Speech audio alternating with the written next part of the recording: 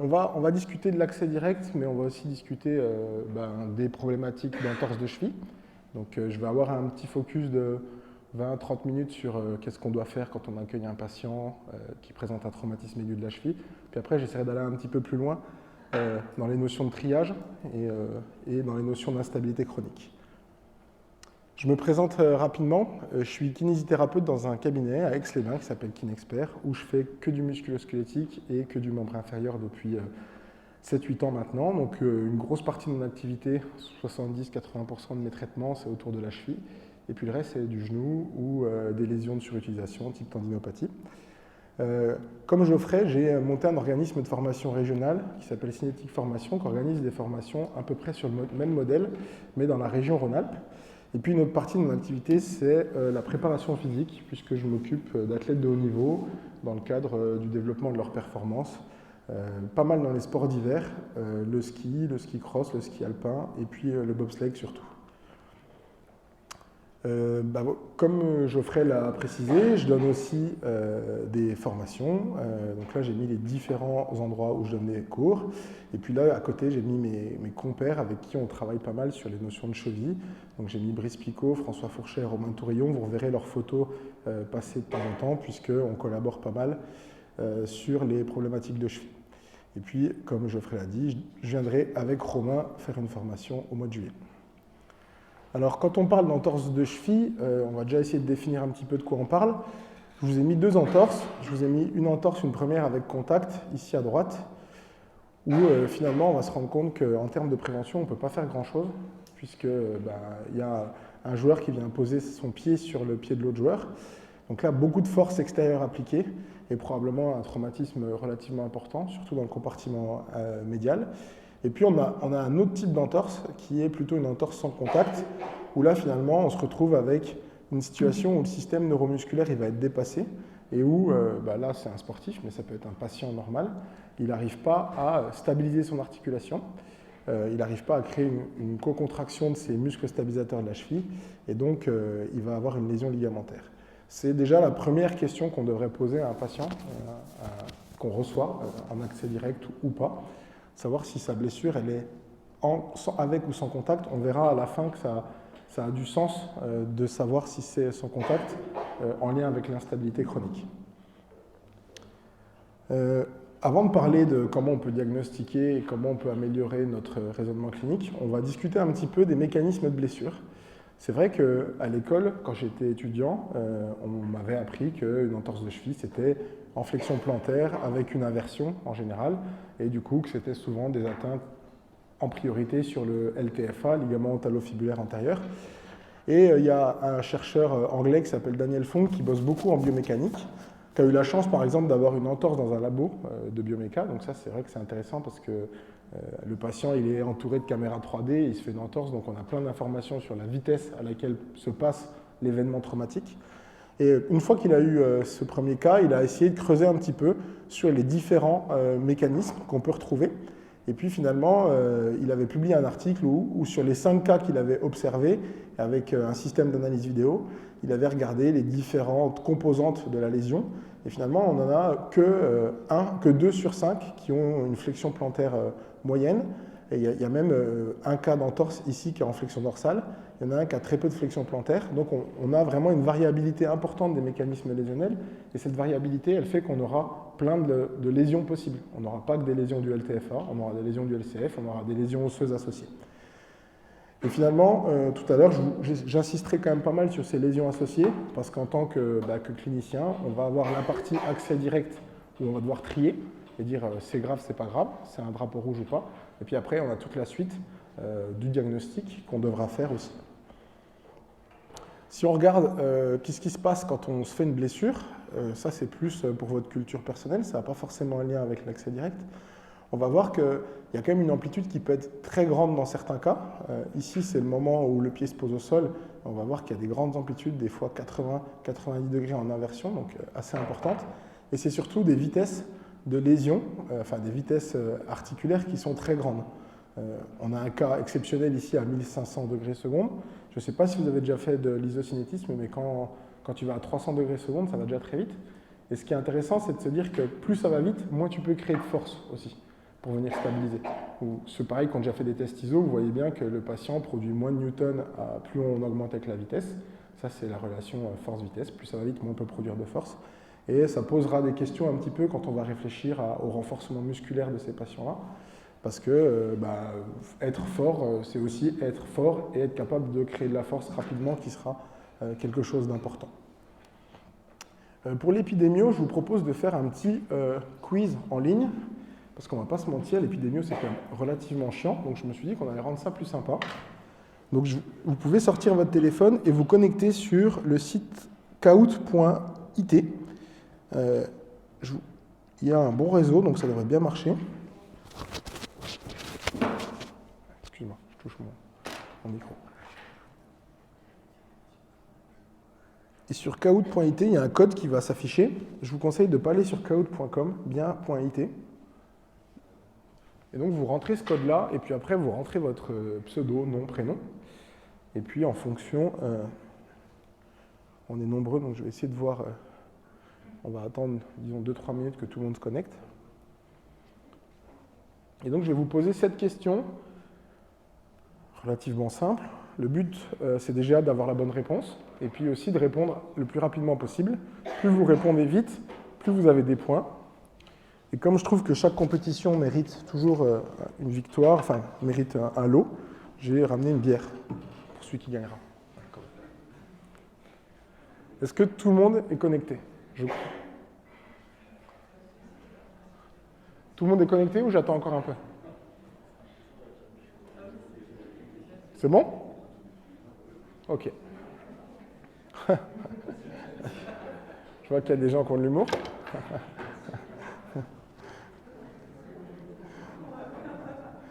Ok, on est parti?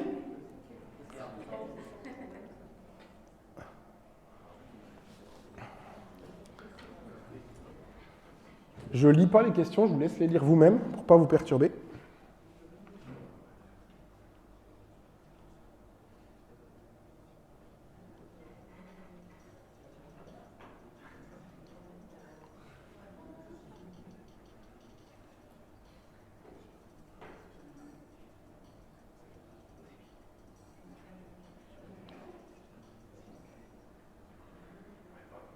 Okay.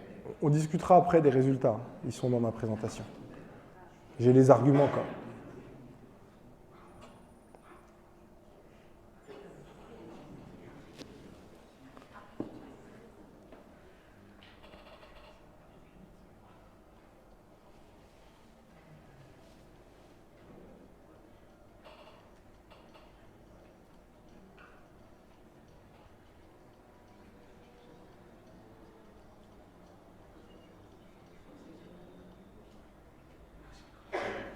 Okay.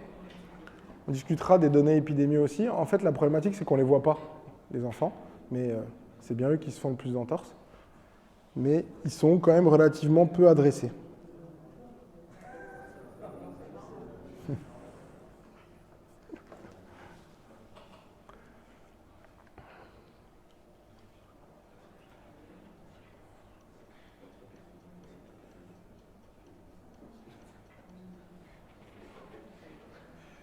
Ok.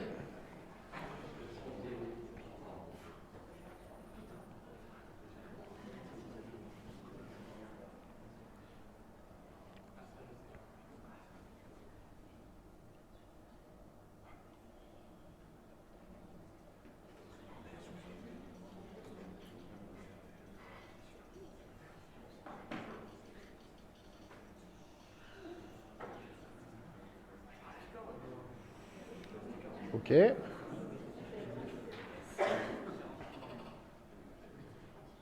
40, c'est déjà pas mal, hein?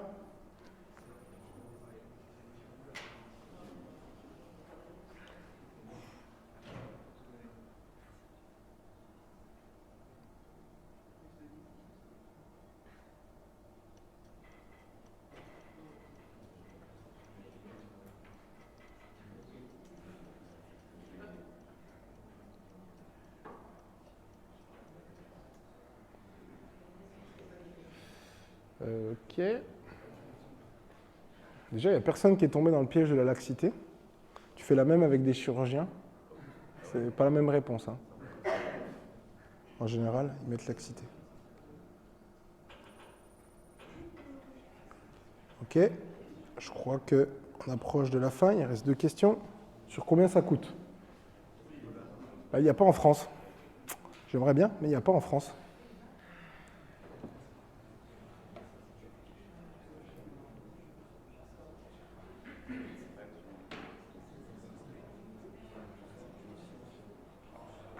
Ok.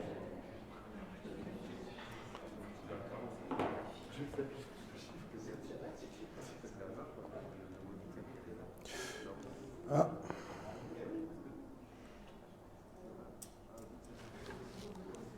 Dernière réponse, dernière question, pardon. C'est toujours la même étude aux Pays-Bas.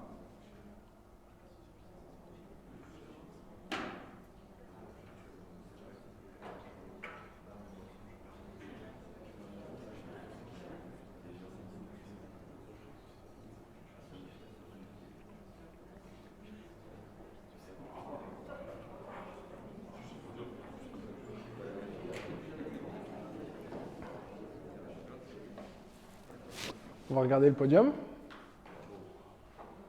Coco. Hobbit.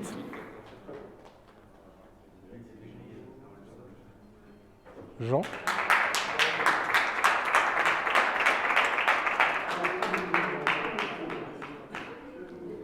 Ok, super. Je vais quand même donner sa bière à Jean. Elle est bonne. Hein.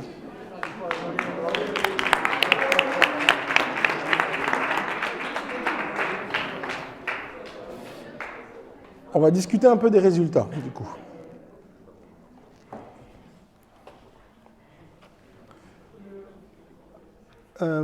Pourquoi j'ai mis 12 000? Parce que bon, c'est une question. On n'est pas très bon en épidémiologie en France, hein, on ne va pas se mentir. C'est pour ça que cette étude-là, d'ailleurs, ce n'est pas une étude, c'est un chiffre qu'on voit souvent sorti un peu partout. Et je ne sais pas si vous vous souvenez, vers mars 2020, on a eu un moment, on avait un peu de temps. Du coup, avec des potes, on a essayé de trouver d'où venait ce chiffre-là. Donc, on a remonté les sources pour voir un petit peu, parce que tu pars sur le site de l'Ordre, on nous dit 6 000, qui nous renvoie à la HAS, qui nous renvoie à un autre truc, qui nous renvoie à un autre truc. Et au final, il n'y a pas d'étude épidémie en France qui nous sort le 6 000. C'est un prorata qui a été fait sur une étude anglo-saxonne, où ils ont regardé, ils ont essayé de comparer un peu les populations. Donc déjà, bon, premier, on ne sait pas vraiment en fait, hein, voilà. Mais on a ce chiffre-là qui correspond à peu près à ce qui se passe dans d'autres pays rapporté à notre population. C'est des pays qui ressemblent aux nôtres. Et puis après, on retrouve aussi un peu partout des infos qui nous disent que globalement, il y a un patient sur 2 qui ne consulte pas un pro de santé pour une entorse de cheville. Il y a une vraie banalisation de cette pathologie-là, alors que quand il y a une autre lésion du genou ou de l'épaule, par exemple, les gens ils ont tendance à beaucoup consulter. Donc on serait plutôt sur entre 12 et 15 000 cas par jour d'entorse, ce qui fait quand même un gros paquet d'entorses.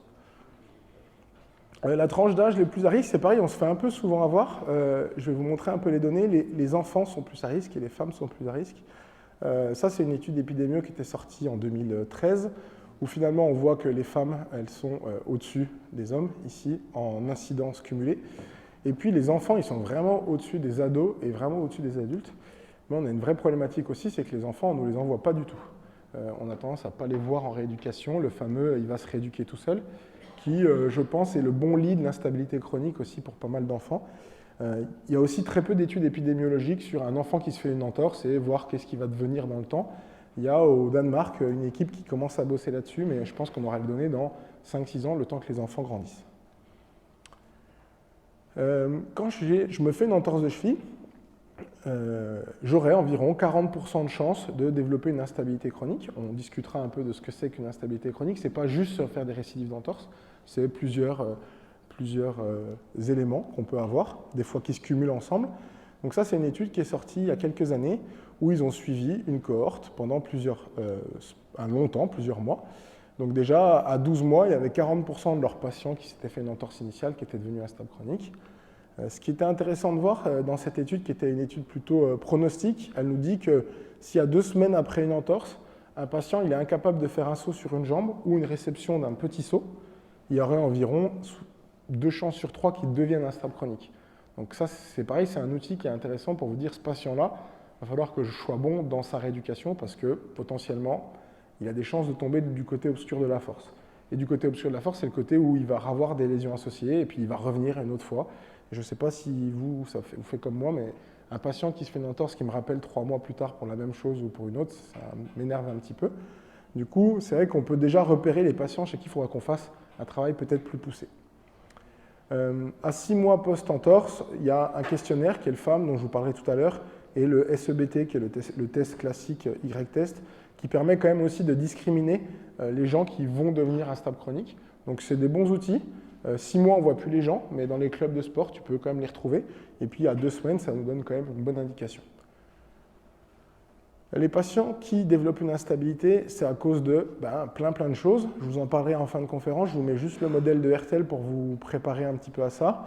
Mais c'est un modèle d'instabilité chronique où on voit que finalement, être instable, avoir des entorses de cheville récurrentes par exemple, ça dépend de plein de facteurs et on discutera des facteurs à la fin de la présentation. Cette étude, elle est faite aux Pays-Bas. Comme je disais, on a peu d'études épidémiologiques en France. On ne sait pas trop combien ça coûte en France. Mais bon, les Pays-Bas, c'est des pays assez proches de nous, dans l'organisation des soins, dans le PIB, etc. Grosso modo, une entorse de cheville aux Pays-Bas qui est traitée en libéral, kiné, classique, médecin, chez un sportif, ça coûte environ 360 €. On serait à peu près par là en France. Et s'il y a des idées d'accès direct pour les kinés, c'est aussi parce que quelqu'un qui passe aux urgences pour une entorse, la même, il coûte quand même beaucoup plus cher, 823 €, dû aux examens, dû au fait qu'il y a beaucoup de monde aux urgences qui sont là juste pour accueillir le week-end tous les patients qui se font des entorses pendant les activités sportives, etc. Donc finalement, je pense qu'une des idées de l'État, c'est essayer de diminuer un petit peu ce coût-là. Si vous faites 823 fois 6000, par exemple, ça peut commencer à coûter un peu cher si vous multipliez par 365. C'est ce qu'a fait cette étude-là. C'est une étude publiée par l'Ankel Consortium qui nous dit les conséquences, combien ça coûte. Donc c'est de là que je sors le 823. C'est 940 livres en Angleterre. Et puis juste dans un pays comme les Pays-Bas, qui est quand même bien plus petit que le nôtre, les entorses de cheville seraient un coût de 200 millions d'euros. Donc la population française, elle est à peu près 4 à 5 fois plus importante. Donc on peut imaginer que ça coûte quand même pas mal de sous. Du coup, il y a eu cette directive sur l'entorse de cheville, accès direct chez les kinés, et je vais vous en parler un petit peu, puis on va revenir un peu sur les éléments à utiliser dans sa pratique clinique pour pouvoir être le plus efficace possible avec les patients. On en reparlera tout à l'heure, il y a un arrêté qui est passé avec des prérogatives sur comment ça se passe, je ne vais pas revenir là-dessus, on reviendra dessus tout à l'heure. Donc quand j'ai un patient qui se fait une lésion traumatique au niveau de la cheville, clairement, une des premières choses à faire, surtout si on se retrouve en première intention, sans passage au préalable, ni aux urgences, ni chez le médecin, ça va être la suspicion de drapeau rouge. Et vous allez voir, c'est quand même relativement simple, mais il y a des choses à faire de manière correcte. Pour revenir sur la notion de diagnostic, il ne faut pas qu'on oublie que c'est souvent la première étape d'une prise en charge, c'est identifier la pathologie. Dans l'entorse de cheville, souvent à cette étape-là, aux urgences, le but c'est d'identifier fracture par fracture. Vous avez déjà remarqué que les patients arrivent et vous disent non, c'est bon, c'est pas grave, parce que comme c'est pas une fracture, c'est pas grave, alors qu'il pourrait avoir une lésion associée, d'autres choses, et qui sont finalement aussi complexes parfois à prendre en charge. On a tous eu des patients avec qui une fracture, ça va plus vite, certains avec des fractures malléolaires que certains qui ont des lésions associées avec multiples lésions ligamentaires. Donc finalement, cette notion de gravité, elle est très médicale, mais nous, on se rend compte que des fois, c'est peut-être plus simple qu'il y ait une simple fracture. Mais en soi, une fois qu'on a identifié la pathologie, on va prendre une décision clinique. Par exemple, ici, la décision, ça a été mettre un clou central ici, mais ne pas en mettre ici. Donc, est-ce que j'agis ou j'agis pas? Et en fonction de ça, on va déterminer la suite de notre traitement. Donc, déjà, un petit rappel sur le motif de consultation en première intention. On va parler de cheville traumatique, mais il y a aussi un paquet de patients qui arrivent avec des tableaux un peu mixtes. Lésions, petites lésions sur déjà une histoire un peu avec une apparition de la douleur progressive qui est en lien avec l'activité. Donc pensez fracture de fatigue, pensez d'autres lésions associées. Je ne vais pas revenir là-dessus, mais c'est juste pour vous rappeler que ça existe aussi, que ce n'est pas forcément que des entorses traumatiques. Si on part de l'entorse traumatique, le critère que tout le monde connaît, mais on verra qu'il y a quand même pas mal de gens aussi qui se trompent sur les critères d'Ottawa, c'est le critère de base. Les critères d'Ottawa, il y a 3 règles. La première règle, c'est le patient est incapable de marcher 4 pas. Et il faut vraiment vous dire que si le patient il est capable de boiter et de faire les 4 pas, il ne rentre pas dans les critères d'Ottawa. C'est vraiment incapable de marcher. Donc les gens qui se déplacent pointe de pied et qui avancent, ce pas des gens qui sont positifs aux critères d'Ottawa. Il y a plein de patients, ils arrivent comme ça aux urgences, ils n'osent pas poser le pied. Et une fois que tu leur dis qu'il n'y a rien à la radio, ils marchent. Donc le critère d'Ottawa, il faut le prendre, ce critère-là. Il faut vraiment leur demander de se mettre en charge et voir que c'est impossible qu'ils se mettent en charge. Deuxième règle, assez simple, mais souvent, pareil, un peu mal faite, c'est la palpation du bord postérieur des malléoles. Et donc, c'est une palpation qui doit être douloureuse du bord postérieur des malléoles. Et un des problèmes majeurs, j'avais fait une présentation aux urgences vers chez moi, à Chambéry, et eux, ils ne savaient pas que c'était bord postérieur. Ils palpaient les malléoles. Mais si tu palpes les malléoles, bah, tu palpes les ligaments, surtout si tu palpes en antérieur. Donc, je pense que c'est le truc qui crée le plus de faux positifs dans les règles d'Ottawa. Et à l'hôpital, ils ont tendance un peu à les faire comme ça souvent, et ils créent pas mal de faux positifs. Personnellement, j'ai tendance à prendre le temps et mettre le patient sur le ventre quand je fais ça. Comme ça, je suis sûr de ne pas palper les bords hantes et de palper que les bords postes, et je peux venir appuyer un peu plus fort. Et donc, pas hésiter à remonter sur 5-6 cm, parce que des fois, il y a des fractures malléolaires qui sont relativement hautes, surtout en externe. Donc, palpation bord poste. Et ensuite, palpation du 5e méta, et puis palpation du naviculaire. Et puis, pas oublier qu'il faut aussi demander une radio de la cheville. Ça m'est déjà arrivé aussi de renvoyer un patient positif à cette règle d'Ottawa et de revenir avec une radio du pied, pas une radio de la cheville, une radio du pied, parce que souvent on refait une radio de cheville alors que c'est un problème de pied. Et du coup, on n'a pas la réponse, il faut recommencer. Et n'oubliez pas aussi que ces fractures-là, elles n'allument pas la radio très bien sur les 2-3 premiers jours. Donc, si vous avez vraiment un doute et que quelques jours après, la règle est toujours positive, il ne faut pas hésiter à faire un scanner, qui est quand même un examen bien plus précis, même s'il est plus irradiant et plus cher. Si on parle des règles d'Ottawa, on va juste parler rapidement de la clinimétrie, donc de comment utiliser la règle d'Ottawa. Et c'est aussi quelque chose qui est assez mal fait globalement à l'hôpital.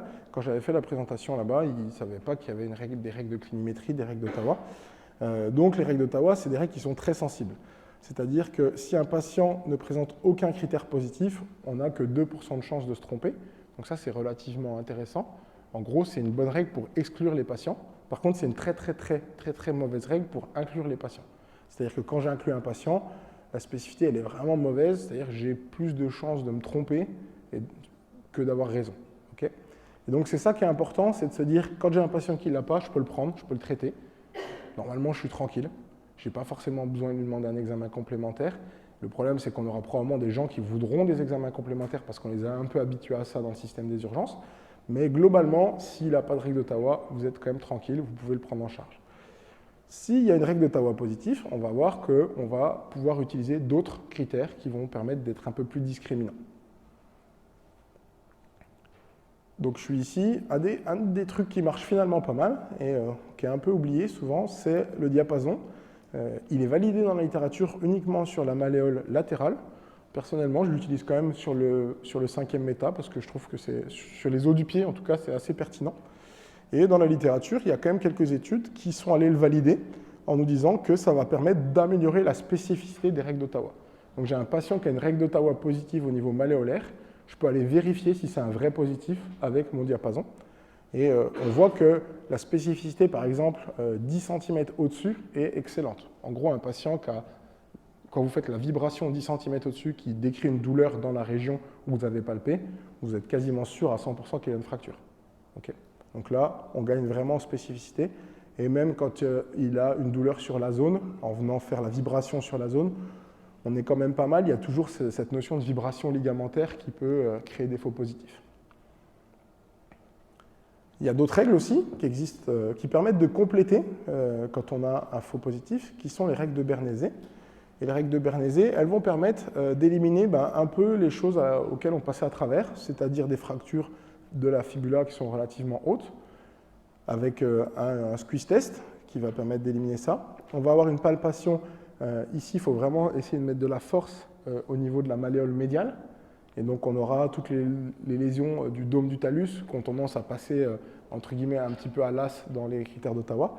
Et puis on aura la compression du médio-pied, où ici je viens bien comprimer, vraiment je prends les métas, je prends le calca et je rapproche tout ensemble. Et là, pour les petites fractures des cunéiformes, etc., ça a tendance à les allumer aussi. Donc souvent, les patients qui ne sont pas clairs en Ottawa, c'est que c'est des lésions un peu, on va dire, originales, et avec ces critères-là, on arrive à les détecter un petit peu. Il y a une super clinimétrie quand on regarde. Les données sont quand même variables dans la littérature. Ça, c'était la première étude qui était sortie là-dessus. Dès qu'il y a une nouvelle étude, souvent, la clinimétrie, elle est magique, et puis après, quand elle est répliquée, bah, ça baisse un petit peu. Mais globalement, c'est pas mal. Donc, quand j'ai mon patient qui arrive, je dois arriver, normalement, à me sortir et à lui répondre de manière assez simple sur la question, est-ce qu'il a une fracture? Oui, non. Enfin, en tout cas, est-ce qu'il est à haut risque d'avoir une fracture? Et est-ce que je peux le prendre en charge ou est-ce que je dois le réadresser à un médecin pour un examen complémentaire, plutôt de la cheville, plutôt du pied? Pas hésiter, à mon avis, à marquer sur une feuille la zone où vous suspectez la fracture. Plusieurs fois quand même où je suspecte une fracture du 5e et finalement on ne regarde que la cheville. Je pense clairement il faut indiquer au radiologue un peu, va regarder cette zone-là qui me semble être la zone la plus à risque. Et puis, je vais vous parler un peu de... ça semble simple et je ne vais pas vous mentir, pour moi, je pensais que beaucoup de kinés étaient vraiment à l'aise avec ces notions-là. Et on a décidé de faire une enquête sur les connaissances des kinés francophones sur la prise en charge de l'entorse de cheville et de l'instabilité chronique. Donc on a fait passer un questionnaire dans 5 pays, la France, la Belgique, la Suisse, le Canada et le Luxembourg, pour les gens qui parlaient français dans tous ces pays-là. On est cette équipe-là à avoir récolté les questions. Donc c'est un questionnaire avec que des questions ouvertes. Donc à traiter, je vous laisse imaginer, 500 questionnaires avec 12 questions ouvertes, c'est très agréable. Mais au moins, tu es sûr que les gens, tu ne les as pas orientés vers leurs réponses. Et donc, tu ne peux pas leur dire, si tu leur dis c'est quoi les critères, ils vont pouvoir cocher et choisir. Là, c'est eux qui doivent nous apporter leurs réponses. Donc c'était quand même un peu plus qualitatif. On est en train de traiter les données, on devrait arriver à le publier cette année, mais on était assez surpris déjà. La première question, c'était un cas clinique en disant, il y a un patient qui a un traumatisme aigu de la cheville, il arrive dans votre cabinet, qu'est-ce que vous utilisez pour savoir s'il est, oui ou non, à risque d'avoir une fracture? Il y a finalement qu'un kiné sur 2 qui nous a cité les règles d'Ottawa. Okay, donc on pensait qu'il y en avait quand même un peu plus. Ensuite, quand on s'intéresse au diapason, il n'y a que 15% des gens qui ont cité le diapason, souvent les mêmes que les règles d'Ottawa. Et puis les règles de Bernézé, il n'y a que 4% des gens qui les ont citées. Vous vous doutez bien qu'il n'y a que 4% des gens qui ont fait un cluster avec les 3 tests. Okay. Par contre, on a eu plein d'autres choses, des ultrasons, d'autres techniques pour vérifier, des écoutes tissulaires au niveau osseuse. Donc on s'est bien régalé en lisant tout ça. Mais nous, notre idée, c'est essayer de dire aux gens, on va déjà essayer de maîtriser ça, parce que si on doit accueillir les patients, il faut au moins qu'on soit bon sur cette phase-là. Ouais.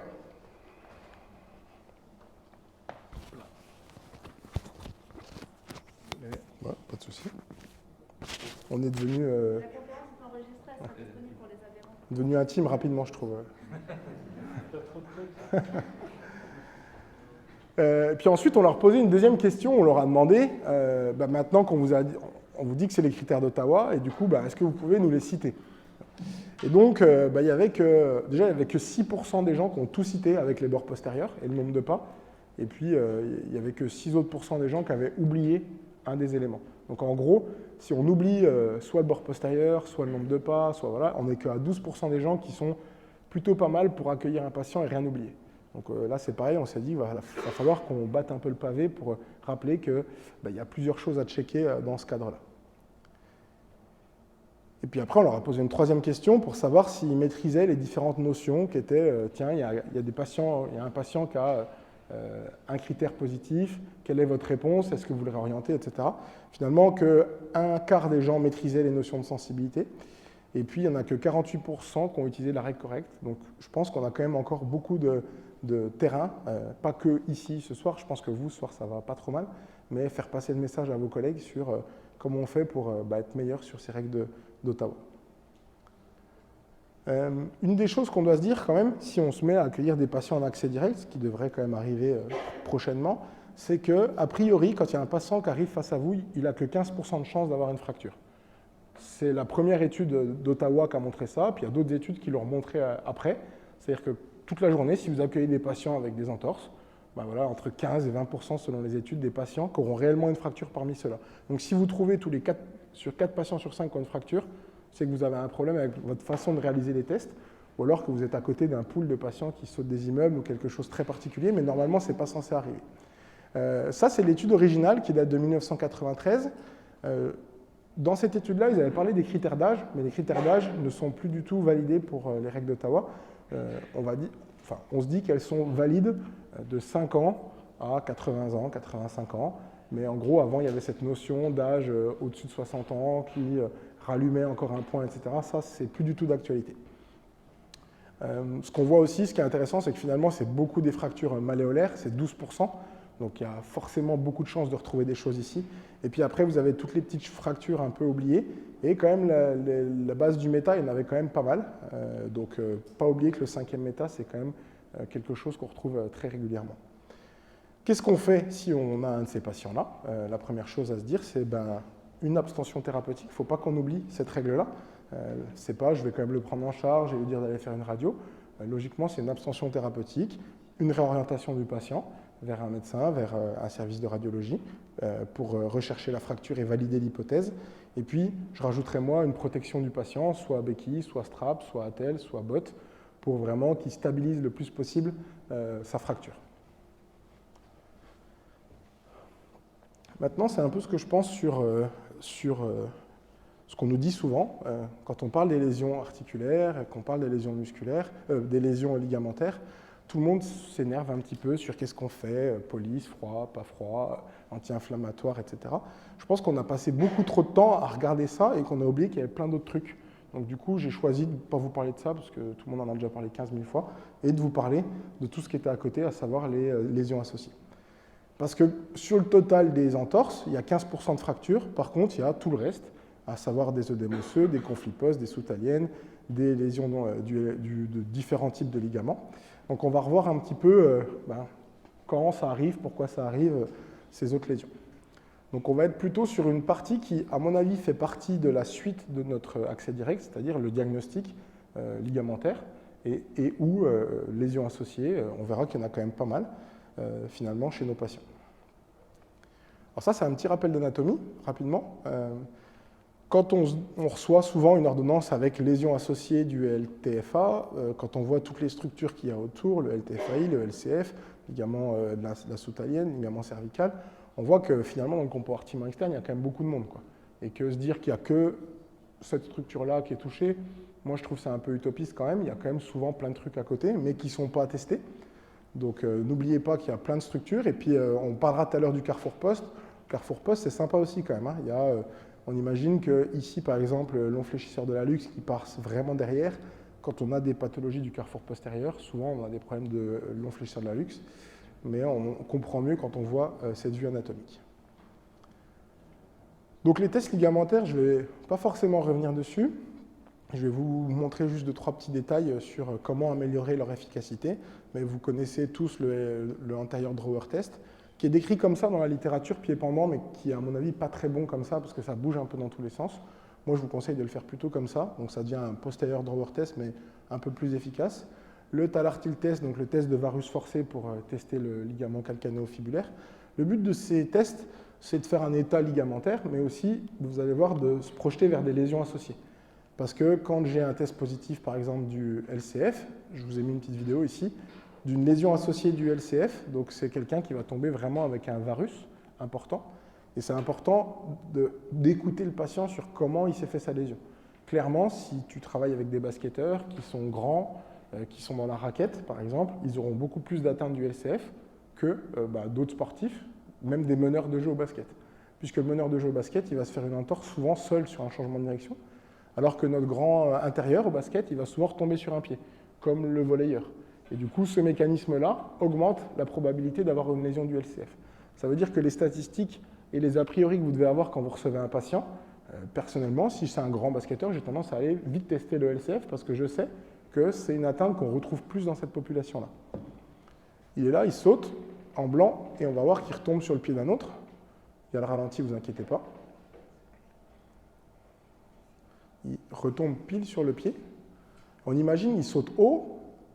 Et là, c'est vrai que, bon, c'est compliqué quand même de mettre en place des protocoles de prévention pour ça. On ne peut pas le prévenir, ça fait partie, c'est un accident qui fait partie du jeu. Donc ici, on aurait sûrement un patient qui serait positif au test du varus forcé, au TALARTIL test. Pour améliorer la sensibilité de ces tests, il y a un des membres de l'Ankel Consortium qui a refait un peu un travail de métrologie et qui nous dit que si vous associez une palpation douloureuse, plus la présence d'un hématome local, plus un test ligamentaire positif, vous avez quand même beaucoup de chances d'avoir la bonne réponse. Une sensibilité à 100%, ça veut dire que s'il n'y a pas tout ça, tu es sûr qu'il n'y a pas d'atteinte ligamentaire. Et une spécificité à 70%, ça veut dire que tu as quand même 3 chances sur 4 d'être bon. Okay. Donc globalement, souvent, si vous faites bien les tests et que le patient passe une écho, il va vous dire « Ah, bah, vous aviez raison, vous m'aviez dit que j'avais ça, et le radiologue, il a trouvé ça. » Et en général, c'est que vous confortez votre façon d'évaluer et vous gagnez aussi en crédibilité auprès de votre patient. Donc ne pas oublier de faire un cluster de tests, ne pas hésiter, c'est décrit sur l'anterior drawer test, mais vous pouvez le faire aussi sur le LCF, bien venir palper ce ligament en même temps que vous faites le test. Une petite particularité pour les lésions du LCF, c'est qu'elles sont vraiment souvent associées à des œdèmes osseux du compartiment médial. Et c'est un peu souvent oublié, c'est-à-dire que le patient il vient, vous faites un varus forcé, et il va souvent décrire une douleur en médial plutôt qu'en externe. C'est un peu les patients qui te racontent, je me suis fait une double entorse, je suis tombé là comme ça, mais j'ai mal aussi en interne. Son pied, il n'a pas pu repartir de l'autre côté. C'est que dans le mécanisme, il est venu tellement loin en varus que le talus est venu buter contre la malléole médiale. Et on retrouve, on ne voit rien à la radio, hein, c'est une des particularités quand même, on ne voit pas grand-chose à la radio, mais on voit souvent bien en IRM, ici, un œdème osseux. C'est intéressant de le savoir dès le test initial, parce que c'est des gens qui vont être un peu chiants à rééduquer quand même, on ne va pas se mentir, ça va durer longtemps. Donc des fois, il dit « Ah, mais le médecin, il était content, j'ai qu'une atteinte ligamentaire. » Oui, mais bon, tu as un œdème osseux, ouais, dans 3 semaines, tu ne vas pas faire la pliométrie des gros os, on le sait déjà. Donc c'est important vraiment d'identifier ces patients-là, parce que c'est aussi des patients qu'on peut hériter, nous, à 3-4 semaines lors de la remise en contrainte. Le gars va bien, son ligament va bien, mais tu n'as pas vu qu'il avait ça au début, et quand il reprend la course, ça ne va pas, et il décrit des douleurs dans le compartiment médial. Pourtant, il a bien fait les choses, et tu lui avais donné un aval, mais en fait, les impacts répétés sur l'os, ce n'était pas assez. Le délai de cicatrisation, on va dire qu'on est plus sur du 4, 6, 8 semaines, plutôt que sur un délai de cicatrisation ligamentaire. Donc ça reste sensible longtemps. Et ça fait pas mal de faux positifs, quand même, quand c'est des grosses atteintes, ça fait des faux positifs au test de Bernézé à la compression, par exemple, ou aux critères de Tao. Des faux positifs parce que ce n'est pas des fractures, mais on se les trimballe quelques mois au cabinet. Autre chose, un petit conseil, faites attention aussi, quand vous avez des lésions du LCF, sur les mouvements répétés des fibulaires. On a tendance à se dire, bah oui, il faut aller faire des exercices assez vite de renforcement des fibulaires, d'activation, de maintien de la force, etc. Sauf que les fibulaires, ils passent vraiment sur le LCF, et il y a pas mal de patients aussi qui ont des ténosynovites ou des douleurs sur le ligament calcanéo-fibulaire parce qu'on a créé pas mal de situations qui génèrent des frottements, donc les exercices, et ou des situations d'instabilité. Une petite particularité, donc l'idée c'est, j'ai un patient qui me raconte une histoire verticale, je teste le LCF, et du coup s'il est positif, je vais quand même aller à chaque fois vérifier dans le compartiment médial, être sûr que je n'ai pas loupé un truc. Je n'ai pas loupé un truc, cool, tout va bien. Sur le LTFA, c'est la même chose. Je peux faire un test en flexion dorsale, comme il est décrit dans la littérature, et je peux le modifier un petit peu en flexion plantaire. Et quand il est positif en flexion plantaire, ça veut dire quand même qu'il y a eu un mécanisme important de flexion plantaire lors de la lésion. Et les mécanismes importants de flexion plantaire, c'est souvent le ligament supérieur, parce qu'il y a 2 faisceaux sur le LTFA, qui est touché, donc le petit 5 là. Et ce mécanisme de flexion plantaire, il a quand même tendance à créer pas mal de problèmes postérieurs, plutôt des œdèmes osseux. Ici, j'ai mis un cas où il y a un ostrigone en plus, mais on n'a quand même pas souvent des ostrigones. Mais en gros, la flexion plantaire majorée lors de la lésion, surtout si c'est quelqu'un qui a déjà eu plusieurs lésions et qui a une vraie laxité ligamentaire dans la partie antérieure, il augmente mécaniquement sa probabilité, à chaque fois qu'il a un mécanisme d'entorse, d'avoir un conflit postérieur. Et c'est pareil, c'est un peu les patients avec qui on galère. Parce que une fois que c'est parti, que c'est irrité en poste, on a un peu du mal, on a souvent une synovite au niveau de la capsule post, et puis on a même un œdème osseux qui peut parfois être important, soit dans la queue du talus, soit sur le calca, soit à l'arrière du tibia. Donc bien essayer de comprendre si c'est une lésion aiguë par impaction, voire certains patients qui ont aussi une lésion chronique par micro-impaction. Exemple encore une fois, le kiné lui a donné un exercice de montée sur pointe de pied, parce qu'il avait envie de travailler son mollet et c'est un bon exercice, mais comme il a eu un mécanisme en flexion plantaire, je viens surajouter des contraintes dans son carrefour postérieur. Donc les gens qui sont positifs au test LTFA en flexion plantaire, il faut qu'on y aille quand même tranquillou sur les exos de mollet au début parce qu'on peut les irriter aussi. Le problème du carrefour post, c'est qu'il y a des problématiques osseuses, on va dire, et il y a aussi des problématiques plutôt inflammatoires qui sont souvent conséquences d'une problématique initiale osseuse, mais qui sont plus longues à traiter, avec des ténosynovites, surtout du long fléchisseur de l'hallux. Souvent, on nous dit que c'est le tibial post, etc., mais vous avez vu, le tibial post, il est très médial, et le long fléchisseur de l'hallux, il est quand même relativement post, et c'est plutôt le long fléchisseur de l'hallux qui pose problème. Donc n'hésitez pas à tester les mouvements répétés du long fléchisseur de l'hallux. Vous mettez votre patient en flexion dorsale et vous venez relever l'orteil en même temps et vous voyez si ça répète un petit peu la douleur lors du passage dans la coulisse derrière. C'est des patients un peu compliqués à gérer et sur les patients avec les problèmes d'impaction, il ne faut pas hésiter à les strapper pour leur empêcher d'aller faire de l'impaction parce que même quand je marche, je fais une flexion plantaire et des fois ça suffit à continuer d'irriter au niveau osseux. Donc le strap souvent ça marche bien pour éteindre un peu le feu quand même. Pas hésiter à faire de la thérapie manuelle plutôt postéro-antérieure, donc vraiment tout ce qu'on peut faire sur le talus, englober le calca et venir mobiliser. Souvent, ça améliore aussi la flexion plantaire du patient. Et puis, je ne vous ai pas parlé du test du carrefour postérieur, mais c'est un test flexion plantaire percussion sur des tests osseux qui est relativement simple à faire. Quand on regarde la littérature, on a de toute façon à peu près une chance sur deux d'y arriver en réduc. Donc c'est rassurant et en même temps, quand vous avez un patient, vous savez que des fois, ça va être compliqué. Et ce qui marche quand même plutôt pas mal, c'est les injections de cortico dans la capsule postérieure. Donc voilà, si ça fait 3 mois que vous êtes en train de galérer avec un patient sur un conflit post, à un moment donné, il faut aussi savoir passer la main. Et souvent, ce qui améliore quand même une bonne partie des gens, la moitié dans cette étude et à peu près la moitié dans ma patientèle, c'est une infiltration. Et d'ailleurs, on peut commencer à rebosser, regagner un petit peu. Et ça marche quand même plutôt pas mal. Donc voilà. Si, je l'avais mis le test. Donc le test d'impaction, flexion plantaire, allez-y tranquillement, chez les gens qui sont sensibles. Il y a des gens à qui il n'y a pas besoin de faire l'impaction, il suffit de faire une flexion plantaire, ils ont déjà mal. On s'arrête là parce qu'après, ils peuvent avoir mal pendant longtemps. C'est du vécu, comme vous pouvez le voir. Sur les aspects inflammatoires, ce que je vous disais tout à l'heure, c'est qu'on a ce petit neuf là, le long fléchisseur de l'hallux, qui passe vraiment en postérieur et qui a tendance quand même à créer pas mal d'inflammations chroniques et qui nous pose pas mal de problèmes chez nos patients. On va aller très rapidement sur les lésions de la syndesmose, qui est pour moi quasiment un red flag. Il n'est pas dans les red flags au sens officiel, mais on va voir qu'ici, le patient, il va avoir une flexion dorsale avec rotation externe. Donc on est sur des lésions assez particulières, qui sont souvent associées à des lésions du genou au passage. Mais on retrouve ça forcément dans les sports de contact, mais dans le rugby, on en a quand même vraiment pas mal. Je bosse pas loin d'un club de rugby, on est quasiment à 60% des gens qui ont une atteinte de ce ligament-là.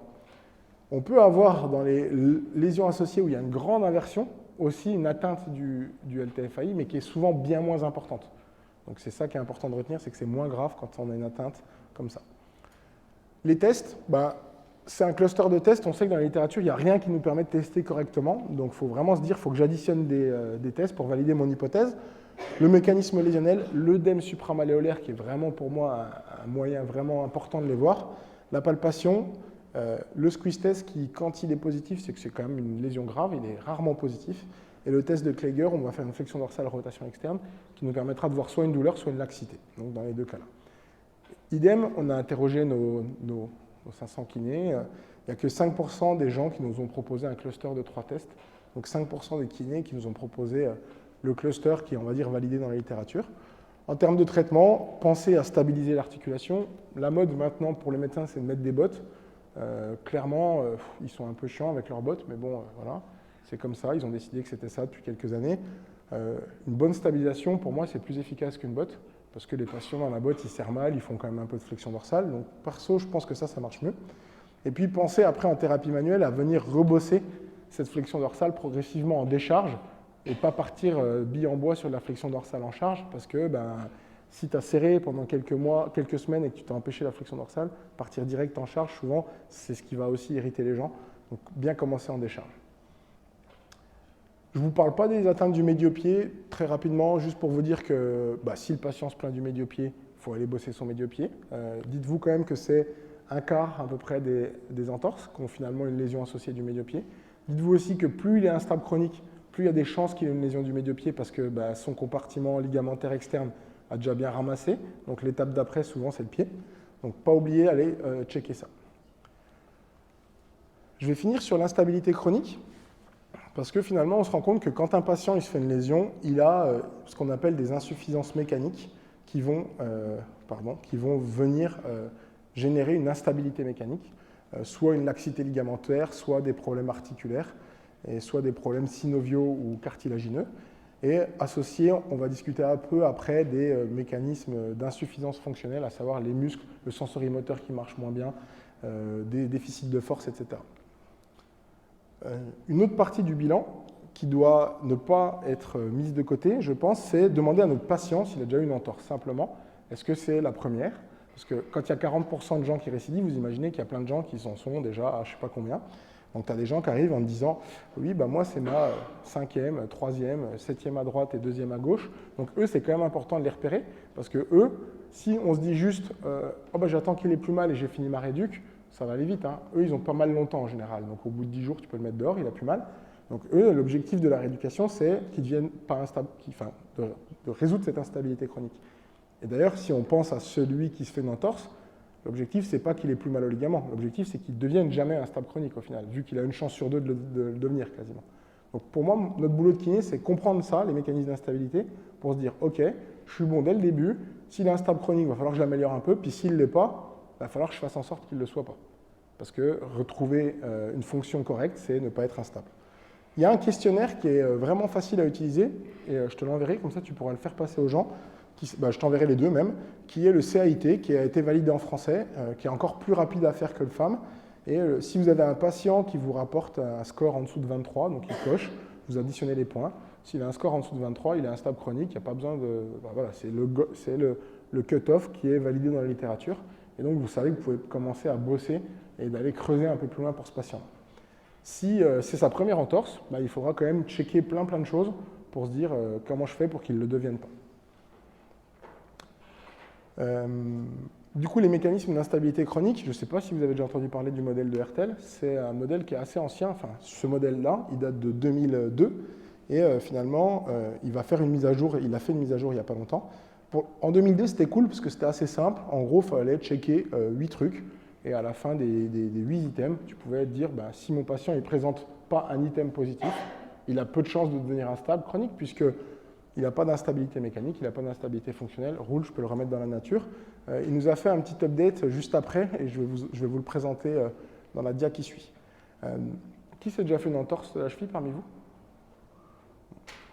Ok. On est quand même sur la pathologie traumatique la plus courante. Hein. Si je demande qui s'est fait une entorse du genou, il y a quand même beaucoup moins de gens qui vont lever la main. Ok. Donc, et dans ceux qui se sont fait une entorse de cheville, qui se reconnaît dans ça? Épisode de dérobement, répétition ou sensation d'instabilité. Symptômes persistants comme douleur, faiblesse, raideur matinale, etc.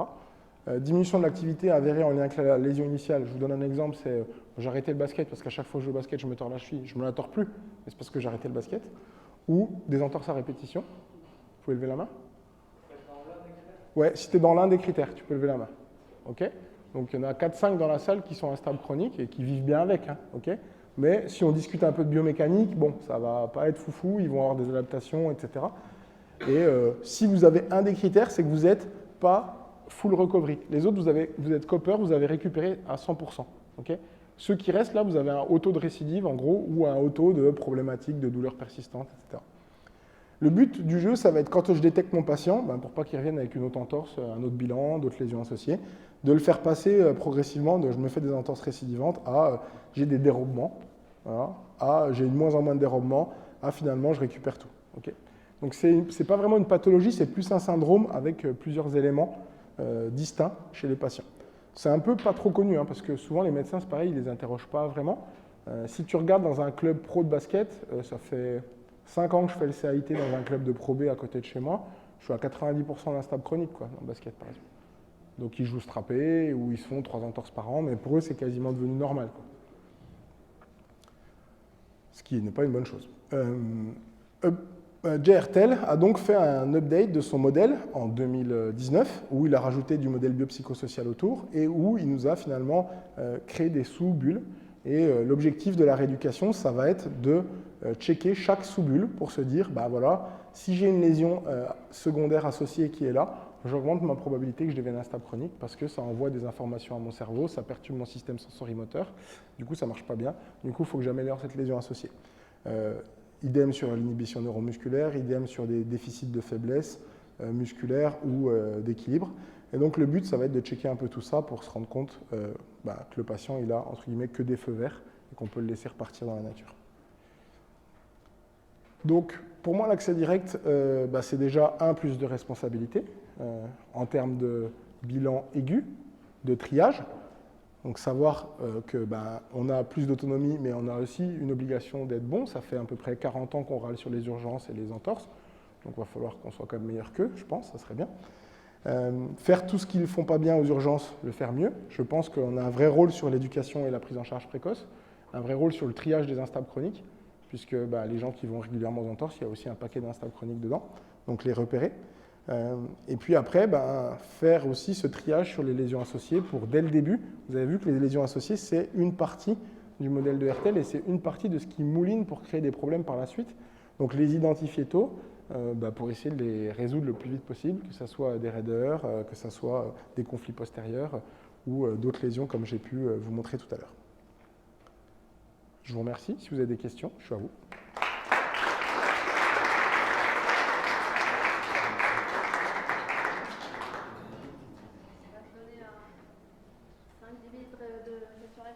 Je suis en retard.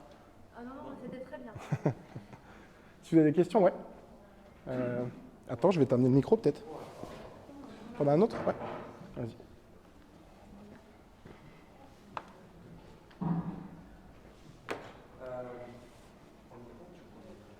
Ouais. Du coup, déjà merci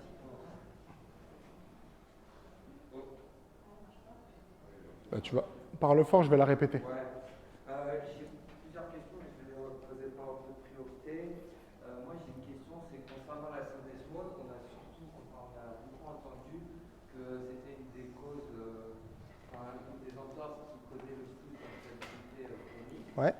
Et du coup, on se retrouve souvent au cabinet avec des patients qui viennent, du coup, on fait les tests, on se demande s'il n'y a pas la syndesmose, ils repartent faire des examens complémentaires. Ouais.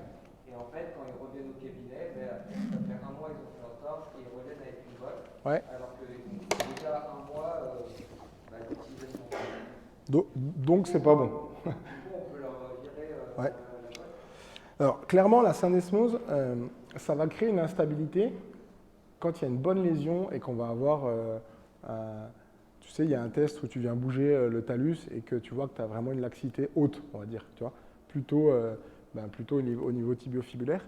C'est pour moi l'atteinte, si elle n'est pas prise en charge très tôt dès le début, ça change. En fait, que tu immobilises à un mois ou pas, ça ne change rien. Donc ils se disent on va immobiliser, mais c'est trop tard, quoi. Donc c'est pour ça que je disais, moi je le compte dans les red flags parce que c'est un pronostic qui n'est pas bon pour le patient. Et attendre 3 semaines qu'il fasse un IRM alors que quand tu fais ton Kleger, il y a un espace qui se crée ou qu'à la radio tu as un diastasis, pour moi c'est une perte de temps. Et attendre que le médecin y mette une botte, je pense qu'il faut mieux stabiliser le patient avec un strap de pince en attendant. Et au pire, tu l'as immobilisé 5 jours le temps qu'il ait son examen. Mais l'immobilisation un mois après, c'est une utopie. Hein. Enfin, en tout cas, je n'y crois pas une seconde. Je branche mon ordi, il va s'éteindre. Tu peux me brancher ça, s'il te plaît? Tu avais une autre question?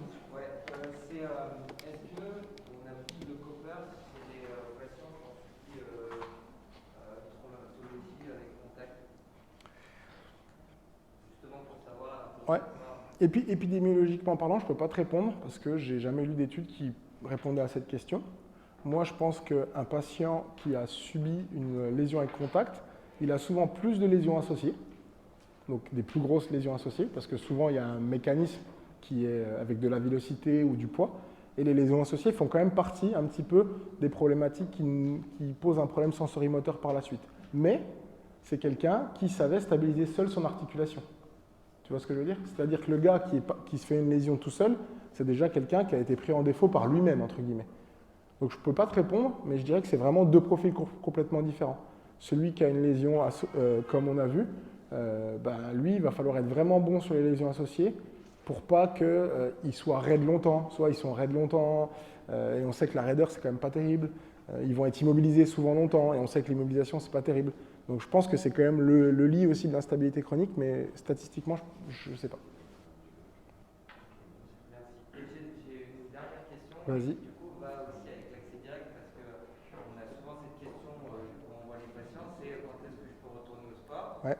Et du coup, la question c'est qu'est-ce qu'on leur répond, sachant Ouais. que Alors, on ne sait pas si c'est gratin. ouais. Quand est-ce que j'ai coupé là? Ouais. Vous m'entendez plus? Ouais, mais je vais parler fort, c'est bon. Ouais. Ouais. Le retour au sport, c'est une question qui n'avait pas de réponse scientifique et qu'on a une qui est arrivée là un petit peu. L'Enquête Consortium a fait un défi process, un avis d'expert sur le retour au sport et a fait un article qui s'appelle le PASS avec différents critères. Okay, bon, soit. Ça, c'est les critères, on va dire, validés par la science. Le problème, c'est que souvent, attendre que tous les critères soient bons, ça prend beaucoup plus de temps que ce que le gars il veut pour reprendre le sport. Donc, surtout dans le sport professionnel, où je ne sais pas si vous savez quel est le délai moyen de reprise en NBA après une entorse de cheville. 3 jours. Donc en gros, le mec se pète le mardi, il joue le vendredi parce que ça coûte cher, il n'a pas le choix et on fait une entorse. Le mec, il a un petit souci de genou, on le met à l'arrêt. Donc ils ont vraiment banalisé cette pathologie et c'est un problème. Les gars jouent strappés, ils ne se rééduquent pas. Donc personnellement, moi j'essaye de me dire, je dois valider tous mes items, mais souvent le gars il a repris quand même parce que je ne peux pas le garder en réduc tout ce temps-là. Donc une fois qu'il a validé mes critères de saut, mes critères de force et que je pense qu'il n'est plus trop à risque, je le laisse reprendre le sport. S'il s'expose beaucoup dans son sport, il joue avec une contention pour assurer le coup si jamais il retombe sur un pied, si jamais il n'est pas encore prêt sur un changement de direction. Mais moi, je continue ma réduc. Et je pense que le problème majeur, c'est il reprend le sport, tu ne le vois plus. Et là, on se trompe, parce que du coup, c'est là qu'il va... il n'est pas prêt, mais il reprend quand même, et puis il loupe un rendez-vous, et puis c'est fini, puis tu ne le rappelles pas. Et puis là, il repart avec quand même pas mal de choses encore pas vraiment nickel. Et à mon avis, c'est ça qui cause des problèmes. Donc, bloquer les gens, on ne peut pas te répondre aussi sur les critères de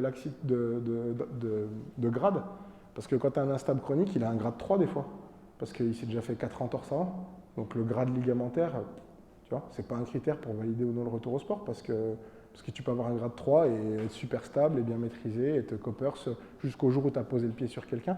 Il y a une étude cette année qui est sortie qui a montré que ce n'était pas la gravité des lésions qui était corrélée avec l'instabilité chronique, même si tu avais une atteinte des 2 ligaments.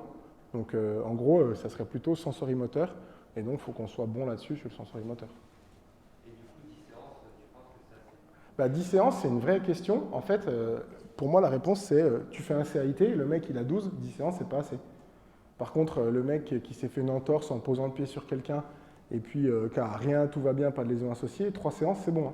Et tous les feux sont verts direct. Donc cette règle des X séances, pour une entorse de cheville, dans une entorse, il y a des gens qui en sont à la 15e, et clairement, 10 séances, c'est pas assez. D'autres questions? Parce qu'il a pris l'attention quand même. Pas de souci, je te chante. Ouais. Ouais. Tiens, ce sera plus simple. Ouais. Déjà, merci pour ta présentation. Du coup, je rebondis un petit peu sur le retour au sport et puis ce que tu citais, le PASS, Ouais. du consensus d'enquête. Ils évoquaient, peut-être un petit peu en dehors du sujet du triage et du diagnostic, mais sur la reprise, on parle de la stabilité de la cheville, aussi bien statique que dynamique et la proprioception. Et donc, je voulais savoir, au niveau proprioceptif, comment toi tu évalues les déficits proprioceptifs? Parce que c'est quelque chose qui est un peu difficile à faire au cabinet en dehors de notre carrière abdominale. Ouais. Alors, on va peut-être définir le déficit proprioceptif avant. Parce que je sais, tu parles du même que moi, je pense, le sens de la position. Ouais. Okay. Parce que souvent, les gens pensent déficit proprioceptif qui est en fait un déficit de contrôle postural, qui est autre chose. Donc le déficit proprioceptif, c'est être capable de replacer son segment, en l'occurrence sa cheville, dans la même position. Ça se fait dans les études avec des isocinétismes où tu mesures sur l'ordinateur l'angle. Moi, je fais beaucoup avec un pointeur lumineux où je viens, j'ai mon repère en face de moi au cabinet avec des lignes. Le patient, je le mets toujours au même endroit et du coup, bah, je lui demande de se mettre dans une position, le pointeur lumineux à un endroit, je change la position, et soit je lui demande de retrouver la position, soit je lui demande de se déplacer et de s'arrêter dans cette position-là. Donc c'est pas un test validé, c'est un test, mon test à moi de cabinet, mais quand je vois un gars qui est à ça du mur de l'autre côté, ou ça, je sais qu'il y a un déficit proprioceptif majeur. J'ai un peu mes normes à force d'en faire, tu vois, j'avais calculé mes angles avec ma distance du mur, donc, mais bon, elle est valable que pour mon cabinet. Mais puis je fais quand même pas mal de comparaisons droite-gauche. Le problème de la comparaison droite-gauche, c'est que chez les instables chroniques, tu en as plein qui ont eu des entorses bilatérales où finalement la comparaison droite-gauche. Et après, j'essaye de faire progresser ce test de repositionnement, soit par des exercices, soit parfois par la thérapie manuelle, qui permet d'améliorer aussi la sensibilité des récepteurs sensoriels. Merci. Ouais. On est bien. Merci.